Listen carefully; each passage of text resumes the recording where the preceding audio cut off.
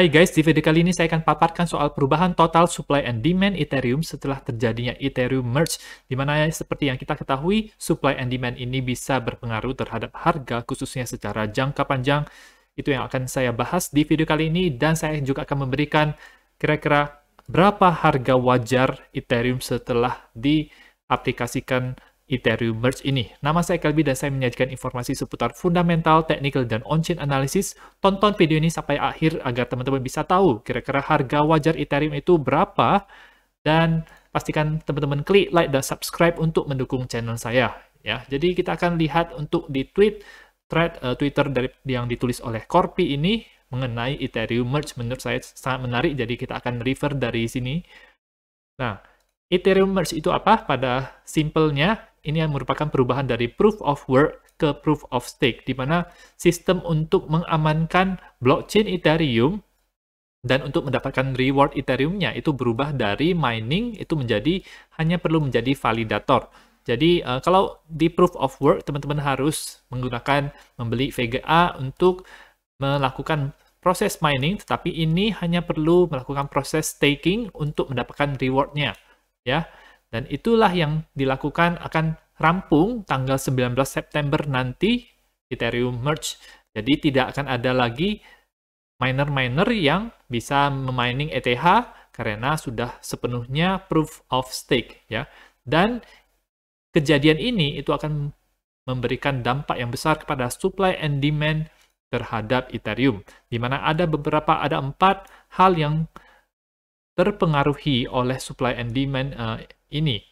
Yang pertama itu adalah triple halvening. Jadi ini merupakan istilah yang dibuatnya saja, triple halvening. Jadi kalau di Bitcoin itu ada halvening, di mana supply daripada Bitcoin itu menjadi setengahnya.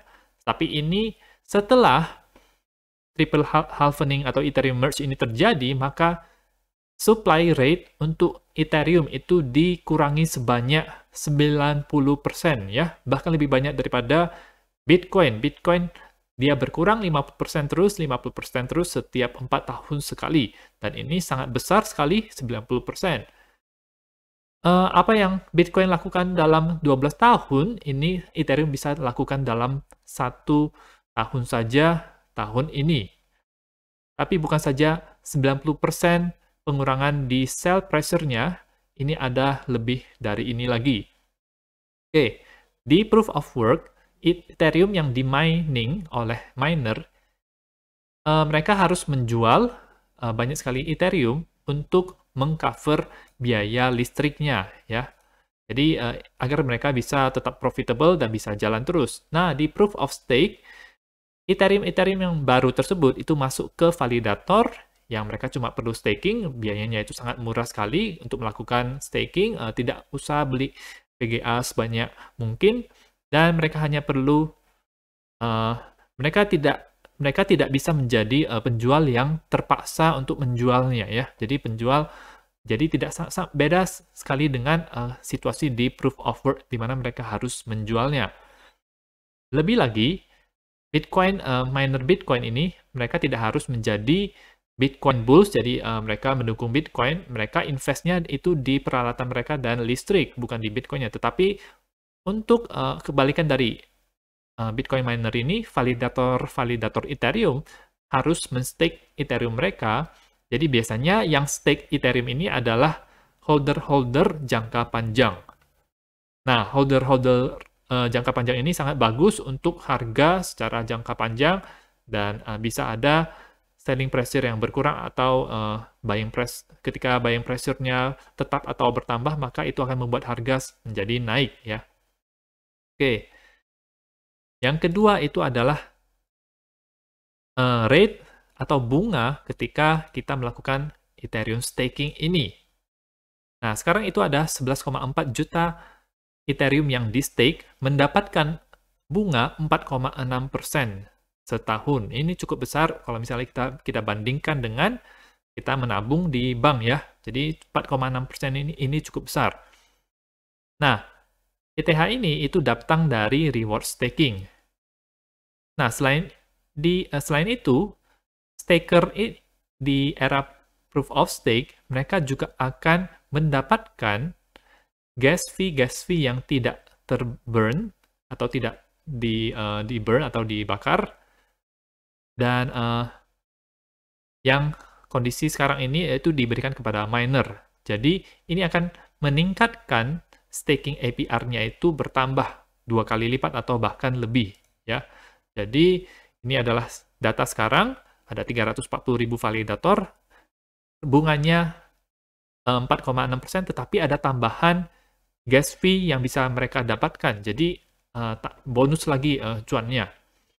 Nah, jadi lebih banyak Ethereum yang di stake, maka lebih berkurang supply yang ada di market, sehingga bisa menyebabkan selling pressure yang lebih kecil. Dan ketiga, ETH unlock. Jadi, nah ketika staker-staker ini men-lock Ethereum mereka itu sebagai validator, kondisi sekarang ini adalah stake Ethereum tersebut itu satu jalan ya. Jadi mereka tidak bisa langsung men-withdraw atau menarik ETH mereka dan reward mereka.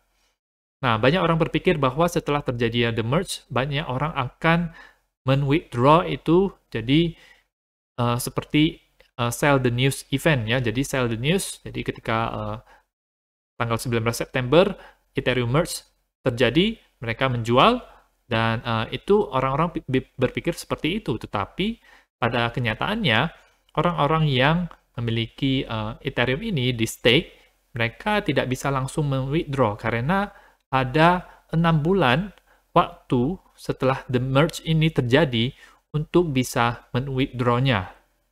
Jadi tidak mungkin langsung tiba-tiba 11 juta Ethereum itu masuk langsung ke market. Ya, itu tidak mungkin, sudah ada sistemnya. 6 bulan setelah the merge itu Ethereum-nya bisa di withdraw, dan hanya 30.000 Ethereum yang bisa ditarik per hari. Jadi supply-nya itu juga diatur, supply-nya dikontrol agar tidak terlalu besar supply-nya itu ke market. Dan yang keempat ini adalah permintaan dari institusi, ya. Kenapa transisi ke proof of stake ini itu bisa mengakibatkan memberikan daya tarik kepada dari institusi-institusi? Ya, salah satu alasannya adalah model DCF ini atau discounted cash flows. Ini akan bisa diaplikasikan di Ethereum dan menunjukkan bahwa Ethereum ini undervalue. Kalau misalnya undervalue, maka itu dirasa murah dan orang-orang akan cenderung untuk membelinya. Institusi yang merupakan smart money juga akan membelinya. Ethereum ini bisa dikatakan sebagai obligasi internet, bisa menjadi alternatif dari treasuries daripada Amerika Serikat. Ethereum ini akan lebih ramah lingkungan, narasi yang sangat baik sekali untuk Ethereum. Di mana ini model DCF ini, discounted cash flows ini merupakan metode yang dilakukan oleh institusi tradisional, maksudnya finansial yang tradisional, yang mengatur triliunan dolar kekayaan dan selalu menggunakannya itu selama berpuluh-puluh tahun, berdekade-dekade. Nah, di proof of stake ini, akhirnya Ethereum bisa diaplikasikan model DCF ini. Sangat penting ya. Karena di model DCF ini, kita bisa memprediksi cash flow daripada masa depan itu seperti apa. Jadi, sehingga karena bisa memprediksi cash flow-nya, bisa mengevaluasi fair value atau harga wajar daripada Ethereum. Ini adalah hal yang dibutuhkan oleh investor institusi untuk meng-approve, untuk meyakinkan mereka agar mereka menginvest jutaan dolar ke dalamnya. Dan seperti yang teman-teman tebak sekarang, harga Ethereum sekarang itu sangat undervalue secara jangka panjang. Kita akan lihat untuk ini apa yang dikatakan oleh Corpy ini mengenai harga wajarnya. Dia sudah tulis di sini, dalam setahun harga Ethereum bisa di atas 10.000. Ini adalah prediksi konservatif berdasarkan analisa fundamental, bukan hopium, bukan apa. Ya. Nah, kita lihat ini. Nah, kita langsung saja di ini. Jadi, seperti yang tadi saya bilang, DCF ini adalah suatu metode valuasi untuk mengestimasi nilai daripada suatu aset itu berdasarkan cash flow masa depannya. Oke. Nah, sekarang itu Ethereum itu memiliki ini profit distribusi yang secara tidak langsung kepada pemegang Ethereum dalam bentuk buyback, kemudian biaya transaksi yang di-burn ketika tahun lalu ada EIP 1559 upgrade itu mengurangi supply daripada ETH, itu mempengaruhi cash flow daripada Ethereum. Nah, setelah terjadinya transisi ke proof of stake, staker daripada Ethereum itu akan mendapatkan gas fee yang tidak di-burn, itu mereka didapatkan oleh staker, itu tadi yang saya bilang, ini bisa menjadi direct profit distribution, jadi distribusi profit atau dikenal sebagai dividen kalau di dalam saham. Dan sekarang ini biaya yang untuk blockchain Ethereum sekarang itu adalah keamanannya. Ini dibayar ketika jumlah issuance atau Ethereum yang dikeluarkan atau block rewards dari hasil staking itu kepada produser blok.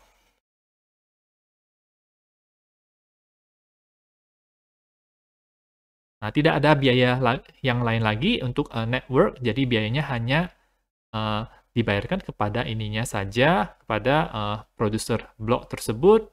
Jadi kita memiliki, jadi dari dua hal ini, dia ada dua tipe cash flow yang bisa didapatkan secara tidak langsung, yaitu biaya gas fee yang di-burn, dan secara langsung biaya gas fee dan block reward-nya yang 4,6% itu kepada stakers.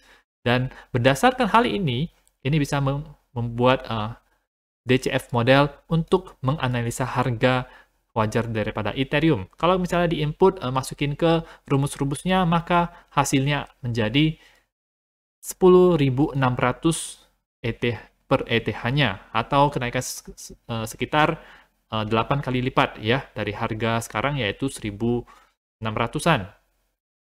Untuk Ethereum yang di stake itu harganya 12.600-an, dan ini jadi ini di bulan Februari ditulisnya, sekarang itu sekitar 1.600, harga wajarnya 10 ribuan, harga wajar ETH itu yang di stake itu 12 ribuan.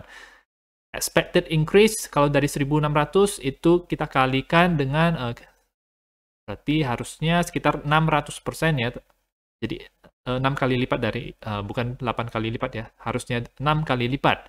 Itu adalah harga wajarnya. Jadi kalau misalnya teman-teman menginvest Ethereum secara jangka panjang, itu kemungkinan besar akan sangat menguntungkan buat teman-teman ya, bisa naik sampai ke harga 10.000 ya. Semoga kita aminkan saja agar Ethereum bisa ke 10.000.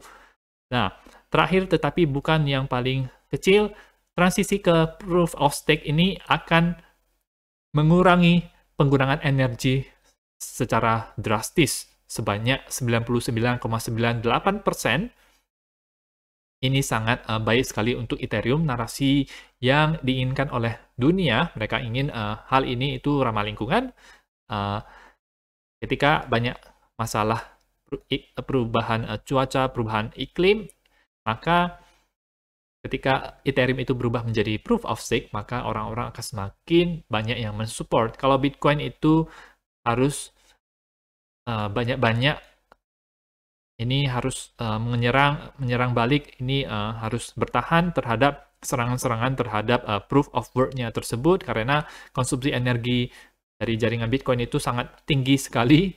Jadi, tetapi Ethereum sangat ramah lingkungan. Jadi, kita simpulkan, yang pertama adalah triple halvening akan mengurangi supply daripada Ethereum sebanyak 90% per tahun, dan bunga daripada Ethereum itu minimal 4,6% kalau kita lihatnya sekarang, dan bisa bahkan lebih lagi kalau kita tambahkan dengan yang lainnya. Unlock Ethereum itu bisa ditarik 6 bulan setelah the merge. Jadi kalau sekarang itu September, berarti itu bulan yang ke-9. Kalau kita tambahkan 6 jadi 15, berarti sekitar bulan Maret itu adalah bulan di mana Ethereum yang di staking tersebut bisa ditarik. Nah, ada juga EIP 1559 yang ini memburn Ethereum setiap transaksinya. Dan ini sangat menarik sekali.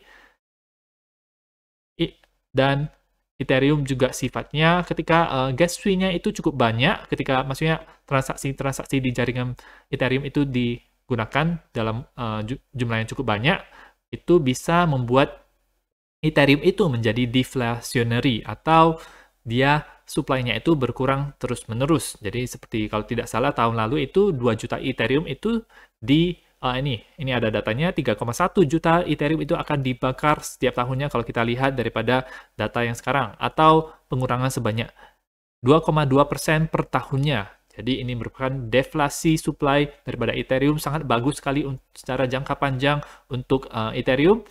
Ini adalah issuance-nya, jadi jumlah Ethereum yang bertambah per tahun yaitu 500.000 Ethereum per tahun. Jadi kalau ada hal-hal seperti ini, maka ini Ethereum itu sangat baik sekali fundamentalnya, ya. Dan meskipun sekarang kondisi bear market, tetapi kondisi deflationary Ethereum itu ya lumayan-lumayan saja, ya.